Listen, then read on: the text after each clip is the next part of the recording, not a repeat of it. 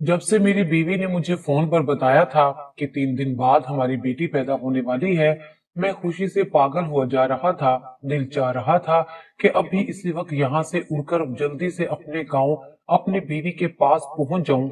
मैं और मेरी बीवी महविश ने हमारी पैदा होने वाली बेटी का नाम भी सोच लिया था।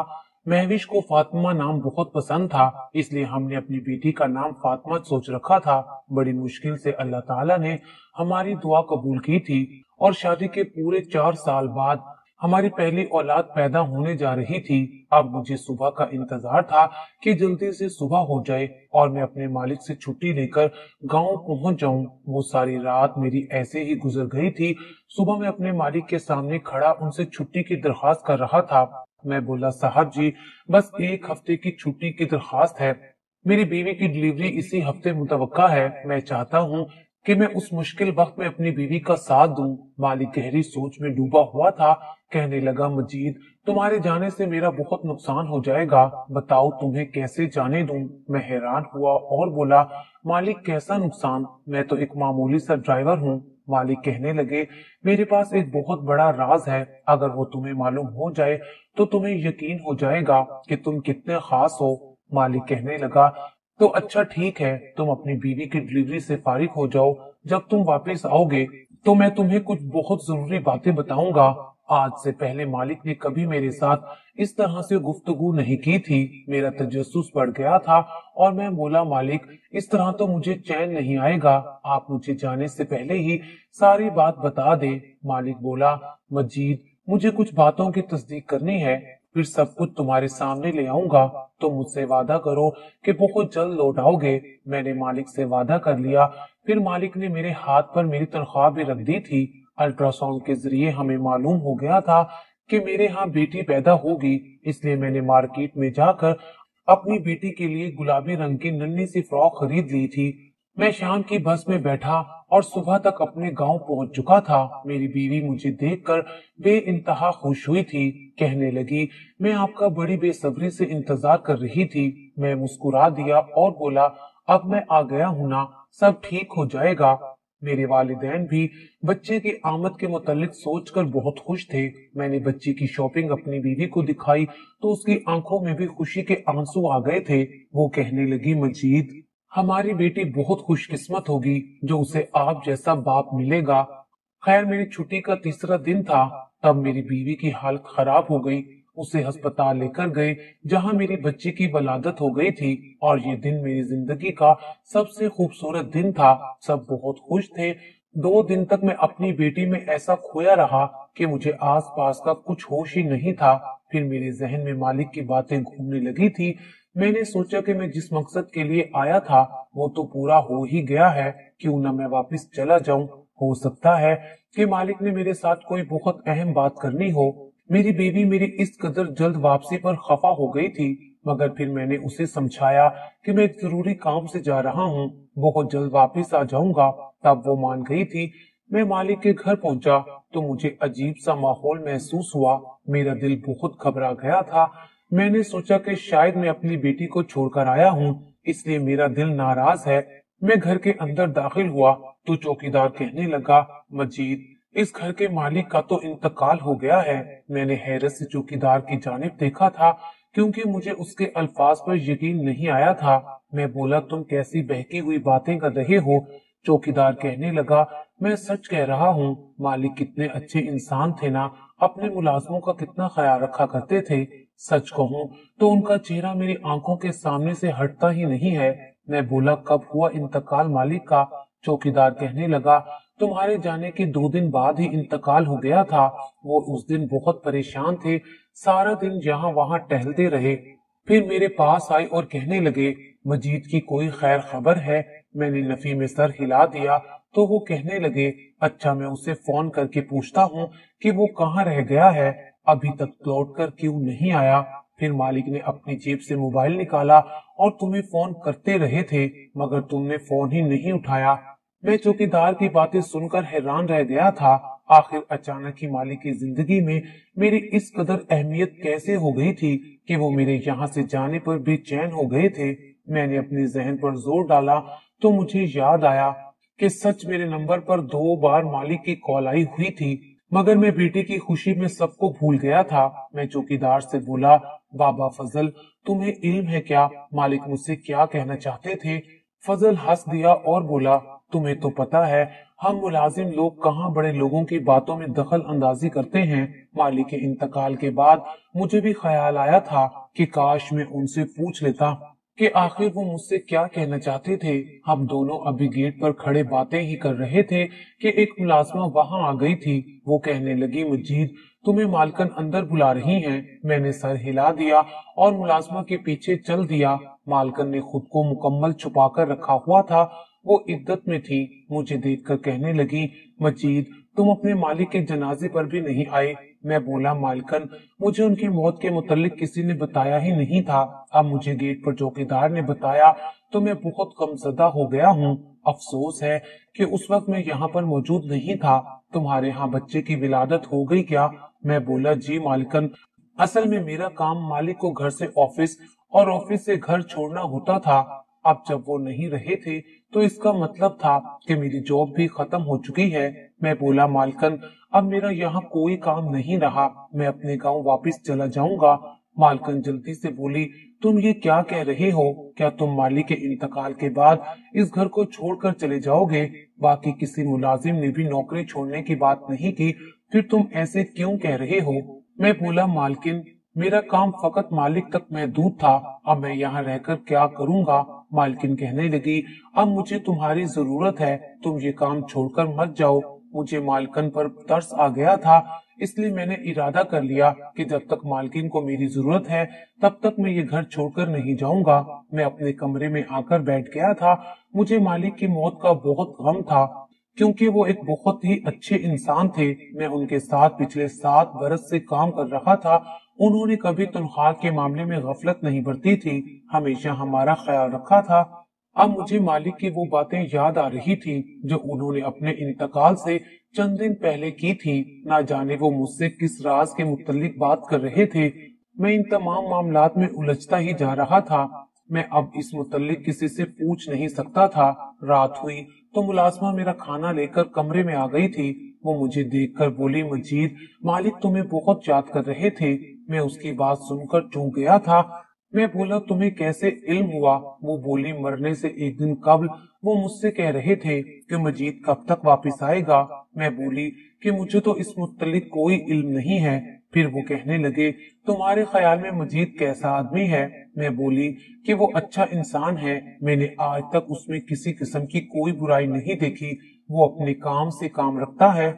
मेरी बात सुनकर मुलाजमा के चेहरे पर मुस्कुराहट फैल गई थी। मैंने पूछा, तुम कुछ जानती हो कि वो मेरे मुतल्लिक क्यों पूछ-गूछ कर रहे थे? उसने नफी में सर हिला दिया और खाना रखकर चली गई थी। मैं खाना खाकर बिस्तर पर लेट गया था और बहुत जल्दी गहरी नींद में डूब गया। न जाने रात का कौन सा पहर था जब मालिक मेरे ख्वाब में आए थे। वो कहने लगे, मजीद, जल्दी से उठो, मेरे कमरे में जाओ, वहाँ एक चीज तुम्हारी मुंतजिर है।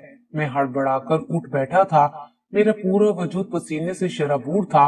मालिक का यूं मेरे ख्वाब में आना हैरान कुन था। मैंने जल्दी से 2 गिलास पानी के पिए और सोचने लगा, मालिक ने मुझे अपने कमरे में जाने का इशारा क्यों दिया था? शायद उनके कमरे में कुछ ऐसा मौजूद था जिससे मेरी सारी परेशानी दूर हो जाती। मगर मैं मजबूर था, मालिक के कमरे में नहीं जा सकता था, क्योंकि वहां पर मालकन मौजूद थी और वो थी भी इद्दत में। मैं बड़ी देर इस ख्वाब के बारे में सोचता रहा था। सुबह उठते ही मैंने जल्दी से अपने बीवी का नंबर मिलाया और उससे बातें करने लगा था। वो तो मेरी आवाज सुनकर ही फूट फूट कर रोने लगी थी। वो बोली, आप मुझे छोड़कर क्यों चले गए हैं? हमारी बेटी रात भर रोती है, मुझसे नहीं संभलती। आप आकर अपनी बेटी को संभालें। मैं बोला, क्या हो गया है महविश तुम्हें? तुम तो बहुत हिम्मत वाली हो। मुझे उम्मीद है कि ये कठिन वक्त भी गुजर जाएगा। फिर मैंने उसे अपने मालिक की वफात के मुतालिक बताया तो वो बहुत उदास हो गई थी। कहने लगी, मजीद, उनका अचानक से कैसे इंतकाल हो गया? मैं बोला, मुझे इस मुतालिक तो कुछ खबर नहीं है, मगर जब मैं छुट्टी लेकर घर वापस आने लगा था तब मालिक ने मुझसे कहा था कि वो मेरे साथ कोई जरूरी बात करना चाहते हैं। मुझे इस बात का बहुत अफसोस है कि उन्हें जिंदगी ने इतनी मोहलत ही नहीं दी कि वो दिल की बात मेरे साथ कर सकते। फिर मैंने उसे अपने ख्वाब के बारे में बताया तो वो चौंक गई थी। कहने लगी, मजीद, मुर्दे यूं ही किसी के ख्वाब में नहीं आ जाया करते। यकीनन वो आपसे कुछ कहना चाहते होंगे। जब आप नींद से बेदार हुए तो आपको चाहिए था कि फौरी तौर पर अपने मालिक के कमरे में जाते। मैं बोला, महविश, तुम कैसी बातें कर रही हो? वो आधी रात का वक्त था और तब मालकिन भी अपने कमरे में मौजूद थी। वो इद्दत में है। वैसे ही किसी जवान मर्द का यूं किसी औरत के कमरे में जाना मायूब समझा जाता है। महविश बोली, मजीद, आप अपने ख्वाब के मुतालिक अपनी मालिकन को बता दें, शायद वही आपकी कोई मदद कर सकें। मैं बोला, हाँ, अब ऐसा ही कुछ करना होगा। इतनी ही देर में मुलाजमा मेरे पास आई और बोली, बेगम साहिबा का हुक्म है कि गाड़ी निकालो। मैंने हाँ में सर हिला दिया और फोन बंद करके अपने कमरे से बाहर आ गया था। मैंने गाड़ी स्टार्ट की तो मालकिन आकर बैठ गई थी। वो कहने लगी, मुझे ऑफिस ले चलो। मैंने गाड़ी ऑफिस के रास्ते पर डाल दी तो मालकिन कहने लगी, मजीद, तुम कितना पढ़े लिखे हो? ये एक ऐसा सवाल था जो आज तक मालिक ने भी मुझसे नहीं पूछा था। मैं बोला, मालकिन, मैं मैट्रिक पास हूँ। तब मालकिन बोली, मजीद, तुम्हारे मालिक मरने से पहले अजीब अजीब सी बातें कर रहे थे। वो कह रहे थे कि मुझे अगर कुछ हो गया तो तुम मजीद पर भरोसा कर लेना। वो एक अच्छा और शरीफ लड़का है। बेशक उसकी तालीम कम ही है, मगर ऑफिस के मामलात में तुम उससे मदद ले लेना। वो तुम्हें परेशान नहीं होने देगा। मजीद, सच कहूँ तो मुझे इस बिजनेस वगैरह की समझ बूझ नहीं है। तुम बताओ, मैं ये सब कैसे संभालूं? मेरा तो कोई आगे पीछे भी नहीं है। अब तुम्हें अपने मालिक की वसीयत पर अमल करना होगा और मेरी मदद करनी होगी। मैं बोला, मालकिन, मैं गांव का रहने वाला हूँ। तालीम भी मेरी वाजिबी सी है और बिजनेस वगैरह के मामलात के हवाले से भी मैं इल्म नहीं रखता, तो मैं आपकी मदद कैसे कर सकूंगा? देख लो मजीद, ये तुम्हारे मालिक की वसीयत है। तुम्हारा काम फकत इतना होगा कि तुम अपने मालिक की कुर्सी पर जाकर बैठ जाया करोगे, हर काम पर नजर रखोगे। बाकी बिजनेस के मामलात मैनेजर ही देख लेगा। इद्दत का वक्त पूरा हो जाए तो मैं देखूंगी कि मुझे आगे क्या करना है। और फिर तुम सोच भी नहीं सकते कि मालिक की कुर्सी पर बैठने से तुम्हारी तनख्वाह लाखों रुपए में हो जाएगी। मैं तो मालकिन की बात सुनकर ही दंग रह गया था। ऐसा लग रहा था जैसे मेरी लॉटरी लग गई हो। मेरी बेटी फातिमा मेरे लिए बहुत खुशकिस्मत साबित हुई थी। अब मालकिन इस कदर इसरार कर रही थी तो मैं इनकार नहीं कर पाया था। वो मेरे साथ ऑफिस गई और उन्होंने सबको समझा दिया था कि आज से मजीद इस ऑफिस का बॉस है। तुम सब पर लाजिम है कि इसका हर कहा मानो। मालकिन की बात सुनकर सब मुलाजिमीन मुझे रश्क भरी नजरों से देखने लगे थे और फिर खड़े खड़े ही मेरी हैसियत बदल गई थी। मैं एक मामूली से ड्राइवर से एक बहुत ही बड़ी कंपनी का मालिक बन गया था। मैंने माना कि मैं वहां सिर्फ निगरान था, हकीकी मालिक नहीं, मगर फिर भी मुलाजिम मेरे सामने झुकते चले जा रहे थे। अब मैं हर रोज ऑफिस आने लगा था। हर फैसला मेरे मशवरे के मुताबिक किया जाता था। फाइल्स पर मेरे साइन लाजमी होते थे। किसी को छुट्टी चाहिए होती तो मुझसे आकर दरखास्त करते थे। ये जिंदगी बहुत हसीन थी। मैंने फोन पर अपनी तरक्की के मुतालिक जब अपनी बीवी को बताया तो वो खुशी से फूले नहीं समा रही थी। मेरी बीवी तो मेरी तरक्की से बहुत खुश हो गई थी, मगर मैं खुद को पुरसुकून करने में नाकाम रहा था। मेरा सबसे बड़ा मसला मेरा ख्वाब था। मुझे हर रात ख्वाब में मालिक नजर आते थे। वो मुझसे कहते कि मेरे कमरे में जाओ, मगर मैं कैसे जा सकता था? ये इखलाकियात से घिरी हुई बात थी कि मैं अपनी बेवा मालकिन के कमरे में आधी रात छापा मारने के लिए चला जाता। मुझे इस बात का भी डर था कि कहीं मालकिन मुझसे खफा होकर मुझसे मेरी हैसियत ही ना छीन ले। इस तरह तो मेरी लाखों की तनख्वाह भी खतरे में पड़ सकती थी। इसलिए मैं हर रात अपने इस ख्वाब को रद्द कर देता था। मुझे मालकिन के ऑफिस ज्वाइन किए हुए पूरा 1 महीना हो गया था और अब तो मेरी तनख्वाह भी मेरे हाथ में आ गई थी। मैं खुशी से फूले नहीं समा रहा था। एक दिन मैं ऑफिस में बैठा हुआ था कि मालकिन का फोन आ गया। वो कहने लगी, मजीद, जल्दी से घर आओ, मैंने तुम्हें एक चीज दिखानी है। मैं परेशान हो गया कि आखिर ऐसी भी क्या बात है जो मालकिन ने मुझे इतनी इमरजेंसी में घर बुलाया है। घर पहुंचा तो मालकिन लाउंज में बैठी हुई थी। वो रो रही थी और मेरी घबराहट बढ़ती चली जा रही थी। मैं बोला, मालकिन, क्या हो गया है? आप इस तरह क्यों रो रही हैं? मालकिन कहने लगी, आज मैं अपने कमरे की सफाई कर रही थी। मुझे वहां से ये खत मिला है। ये तुम्हारे नाम मेरे शोहर ने लिखा था।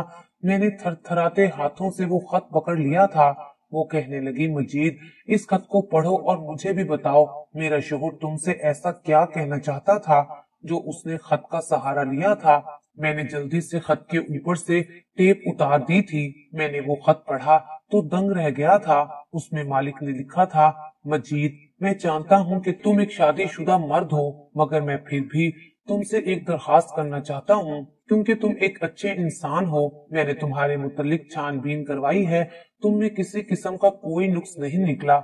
मजीद मुझे डॉक्टर ने बताया है कि मुझे एक बहुत ही खतरनाक बीमारी है। मैं बहुत जल्द इस दुनिया से गुजर जाऊंगा। मेरी बीवी पीछे इस दुनिया में अकेली रह जाएगी। उसके सर पर वालिदैन भी सलामत नहीं है। ऐसे में मेरी तुमसे दरखास्त है कि तुम मेरी बीवी को तन्हा मत छोड़ना। तुम उससे निकाह करके उसका सहारा बन जाना।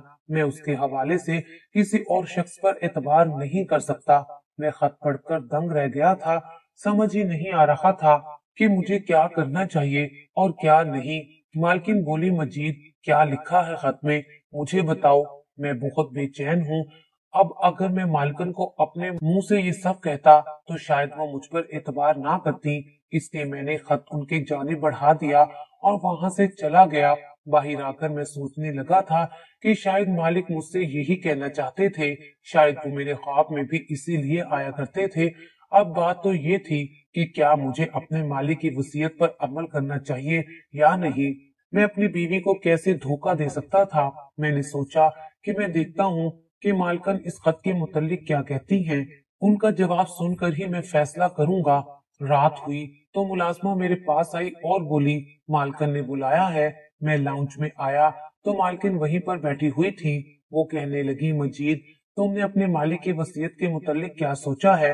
मैं नजरें झुकाकर खड़ा रहा और बोला, मैं आपके मुतल्लिक ऐसा कुछ भी नहीं सोच सकता। मजीद मैं भी अपनी जिंदगी में किसी दूसरे शख्स को शामिल करने का तस्वुर भी नहीं कर सकती, मगर अब मैं मजबूर हो चुकी हूँ। मैं मर जाऊंगी मगर अपने शोहर की वसीयत पर हर हाल में अमल करूंगी। मैं इस रिश्ते पर रजामंद हूँ। तुम मुझे बताओ, तुम राजी हो या नहीं। मैं मालकिन की तरफ देखने लगा था। आज उन्होंने अपना चेहरा मुझसे नहीं छुपाया हुआ था। वो बहुत ही हसीन औरत थी। मैं बोला, मालकिन सोचकर बताऊंगा। मैं इतना कहकर अपने कमरे में वापस आ गया था। मालिक का खत मुझे मिल चुका था। आज 100% यकीन था कि वो मेरे ख्वाब में नहीं आएंगे, मगर ये मेरी गलत ख्याली थी। रात के पिछले पहर फिर से मालिक मेरे ख्वाब में आए और कहने लगे, जल्दी से मेरे कमरे में जाओ। मैं बेदार हुआ तो सोचा कि अब तो मुझे खत भी मिल गया है, अब कमरे में जाने की क्या जरूरत बनती है। मैं अचानक उठा और मालकिन के कमरे में बिना दस्तक दिए दाखिल हो गया तो सामने का मंजर देखकर मेरे कदमों तले से जमीन ही निकल गई थी, क्योंकि वहां तो मालकिन की नजर मुझ पर पड़ी तो वो थर थर कांपने लगी थी। वो जल्दी से उठकर खड़ी हो गई और भागती हुई मेरे पास आई और मेरा हाथ थामकर बोली, मजीद मैं तुमसे बहुत मोहब्बत करती हूँ। तुम इस राज को राज रहने दो। हम दोनों शादी कर लेंगे। मैं सारी जायदाद तुम्हारे नाम कर दूंगी। हम ऐश भरी जिंदगी गुजारेंगे। बस तुमने आज यहाँ जो देखा है ये किसी को मत बताना। अपनी आंखें बंद कर लो। मैं बोला, मालकिन ये सब क्या है, मुझे सब कुछ सच सच जानना है। मालकिन बहुत डरी हुई थी। वो बोली, मजीद मैं करोड़पति बाप की इकलौती औलाद थी। उन्होंने मेरी शादी अपने बिजनेस के एक मुलाजिम से करवा दी थी। ये सारा बिजनेस तुम्हारे मालिक का नहीं बल्कि मेरा था। मैं और यासिर एक दूसरे के साथ बहुत खुश थे। यासिर हर लिहाज से एक अच्छा शोहर साबित हुआ था, मगर फिर यासिर ने तुम्हें मुलाजमत पर रख लिया। मैंने तुम्हें देखा तो तुम्हें पसंद करने लगी थी। मैंने बहुत साल खुद पर जबर किया, मगर अब मैं मजीद तुमसे दूर नहीं रह सकती थी। इसलिए मैंने यासिर को रास्ते से हटाने का फैसला किया था, मगर उसे ना जाने सबके मुतल्लिक कैसे इल्म हो गया। वो तुमसे बात करना चाहता था और तुम्हें मुलाजमत से निकाल देना चाहता था। मैं तुम्हें खुद से दूर नहीं कर सकती थी, इसलिए मैंने तुम्हारे जाने के बाद यासिर के खाने में ऐसी दवा शामिल करना शुरू कर दी जिससे उसका जिस्म मफलूज होकर रह गया था। तुम जानते हो, पैसे से दुनिया में सब कुछ हो सकता है। मैंने चंद लोगों को बहुत ज्यादा पैसे देकर अपने साथ मिला लिया था और यासिर की मौत का ढोंग रचाया था। उस वक्त मैंने यासिर को दवाइयों के जेरे असर बेहोश रखा हुआ था। سب نے اس کی میت دیکھی تھی، مگر میں نے یاسر کو دفن نہیں کیا تھا کیونکہ عین موقع پر مجھے علم ہو گیا تھا کہ میری ساری جائیداد یاسر کے نام پر ہے۔ اس نے اپنی وصیت میں لکھا ہے کہ اس کے انتقال کی صورت میں یہ ساری جائیداد یتیم خانوں میں تقسیم کر دی جائے۔ اب میں نے یاسر کو دوائیوں کے زیر اثر اپنے ہی کمرے میں رکھا ہوا ہے۔ اس کو کہتی ہوں کہ تم طلاق کے کاغذات پر دستخط کر دو، جائیداد واپس میرے نام منتقل کرو، مگر یہ ماننے کو تیار ہی نہیں ہے۔ تم بتاؤ رات کے اس پہر میرے کمرے میں کیا لینے آئے تھے؟ میں بولا مالکن، میں جب سے یہاں واپس آیا ہوں ہر رات مالک کو خواب میں دیکھتا ہوں، وہ مجھ سے کہتے تھے کہ میرے کمرے میں جاؤ، آج اسی لیے یہاں آ گیا ہوں۔ مالکن بولی تمہارا کیا فیصلہ ہے؟ میں بولا مالک کو آپ مجھے سونپ دیں، پھر میں آپ سے شادی کر لوں گا۔ میں نے سوچا تھا کہ ایک ایسا مرد جس کی مدد خود خدا کرنا چاہتا ہو، جس کے متعلق ہر رات مجھے خواب میں اشارہ دیا جاتا ہے، میں اس کو یوں ہی بے یارو مددگار تو نہیں چھوڑ سکتا۔ مالکن نے مالک کو میرے حوالے کر دیا تھا، میں نے مالک کو اپنے پاس رکھا اور مالکن والی مضر صحت ادویات دینا چھوڑ دی تھی۔ وہ چند ہی دنوں میں اچھے بھلے ہو گئے تھے، ساری کاروائی سے وہ پہلے ہی واقف تھے۔ مالک نے میرا بہت شکریہ ادا کیا کہ میں نے ان کی جان بچا لی تھی۔ میں واپس اپنے گاؤں جانے لگا تو مالک نے مجھے انعام کے طور پر 10 لاکھ روپے دے دیے تھے، جو میں نے لینے سے انکار کر دیا تھا، مگر انہوں نے جب زبردستی کی تو مجھے لینا ہی پڑے تھے۔ مالک نے اپنی ساری جائیداد واپس مالکن کے نام کر دی تھی اور اسے طلاق دے کر بیرون ملک چلے گئے ہیں۔ اب مالکن اکیلی رہتی ہیں۔ ایسی عورت جو غیر مرد کی خاطر اپنے شوہر کے ساتھ یہ سب کر سکتی ہے، اس کے ساتھ ایسا ہی سلوک کرنا چاہیے تھا۔ میں آج بھی حیران ہوں کہ نہ جانے مالک کی ایسی کون سی نیکی اس کے کام آئی تھی جو اللہ تبارک تعالیٰ نے اس کی مدد کی تھی۔ پھر میں سوچتا ہوں کہ بے شک مارنے والے سے بچانے والے کی ذات بہت بڑی ہے۔ اللہ تعالیٰ یوں ہی لوگوں کو اپنی ذات کے کرشمے دکھاتا ہے تاکہ انسان سمجھ لے کہ اللہ تعالیٰ ہے اور وہ ہمارے بہت ہی زیادہ قریب ہے۔